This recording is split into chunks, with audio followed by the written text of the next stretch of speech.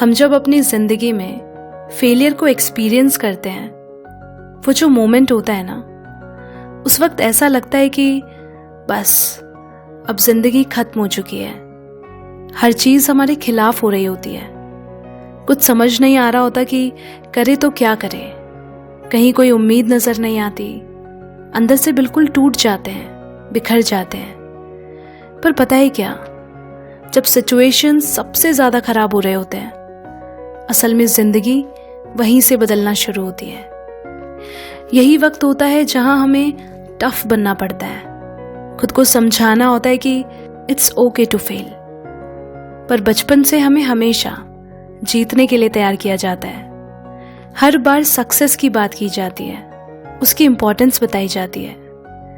लेकिन अगर गलती से फेल हो गए तो फेलियर से कैसे डील करना है, इस पे कोई बात ही नहीं करना चाहता।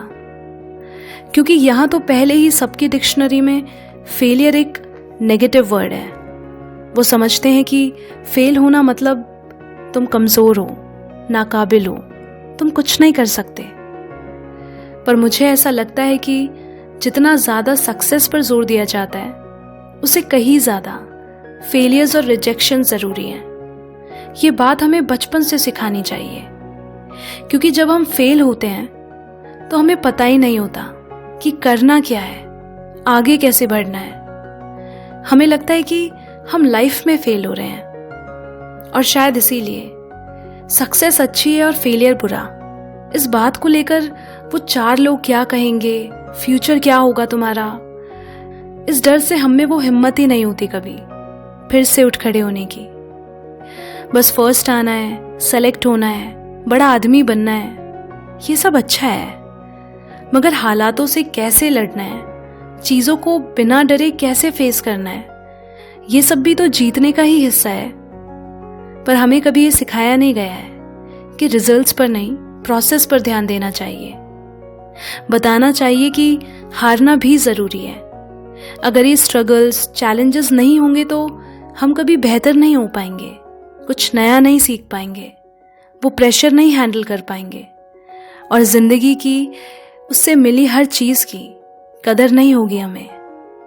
इसीलिए अगर तुम्हारी ज़िंदगी में ऐसा मोमेंट आया है जिसने तुम्हें तोड़ दिया है, तुम परेशान हुए हो, तुम गिर गए हो, तुम फेल हो गए हो, चाहे वो अपने रिश्तों में, काम में या अपने सपनों से, देन कॉन्ग्रेचुलेशंस, क्योंकि तुम्हारा सबसे बड़ा फेलियर ही तुम्हारी ज़िंदगी का टर्निंग पॉइंट बनता है।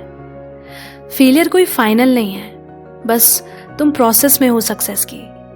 क्योंकि वो खुशी, वो प्राउड वाली फीलिंग कभी ओवरनाइट सक्सेस से नहीं मिलती, जो 1000 बार गिर के उठने से आती है। हाँ, बुरा लगता है फेल होने पर, लेकिन ज़रूरत भी है। सोचो, हम नई तरकीबें कब आजमाते हैं? जब पुराने तरीके काम नहीं आते। हम रिश्ते पर ध्यान कब देते हैं? जब रिश्ता टूटने की कगार पर आ जाता है। हम डाइट कब चेंज करते हैं? जब बीमारी गले पड़ जाती है। हम ऊपर वाले से मिन्नतें कब करते हैं? जब मुश्किल वक्त आता है। हमें अपनी स्ट्रेंथ और कमियों का पता कब चलता है? जब हम फेल या रिजेक्ट हो जाते हैं। ऐसी हजारों बातें हैं जिन पर हमारा ध्यान नहीं जाता, जो एक ही और इशारा करती हैं कि फेलियर्स आर द बेस्ट, जो हमारी अधूरी, बिगड़ी चीज़ों को सुधारने का एक और मौका है। अब देखो, जिंदगी के लेसन्स सिर्फ जिंदगी दे सकती है, जो कोई स्कूल्स, कॉलेजेस या कोर्सेज कभी नहीं दे सकते। वो बखूबी जानती है कि कब, कैसे, कौन सा चैप्टर पढ़ाना है हमें। वो कहीं उठाएगी तो गिराएगी भी, कभी हंसाएगी तो रुलाएगी भी। अब देखो ना, मंजिल भी तो इतनी ऊंची है, और वो आसानी से मिल जाए ऐसा तो हो ही नहीं सकता। क्या है कि जिंदगी में कुछ भी फ्री नहीं होता। यहाँ हर चीज़ की कीमत अदा करनी होती है। मैं खुद अपनी ज़िंदगी में कई बार फेल हुई हूँ, but what I have learned from those failures is that you will never truly enjoy the success until you tasted failure. Yes. And you know what?